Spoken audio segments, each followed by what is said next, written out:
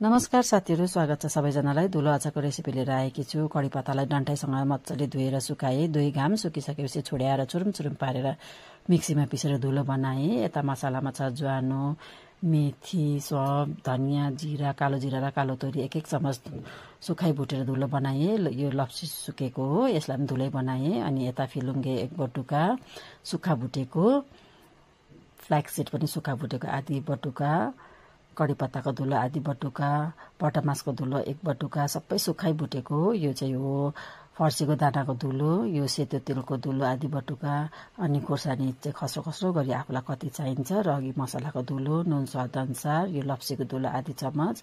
अनि यता प्यानमा चाहिँ कम्ती तेल राखे, किनभने बेसी राख्दा चाहिँ अचार गिल्लो हुन्छ नि त, फरफर हुँदैन, राम्रो लाग्दैन।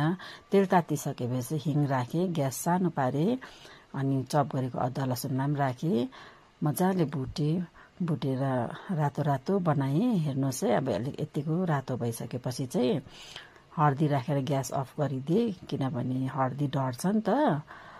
अनि यता मिसाए, एकदमै राम्रो हुन्छ। यो छिट्टो, सजिलो अनि स्वादिलो रेसिपी हजुरहरूले पनि ट्राई गर्न सक्नुहुन्छ। अनि मेरो भिडियो मन परेमा लाइक, कमेन्ट, सेयर पनि गरिदिनुहोस्। हवस्, धन्यवाद।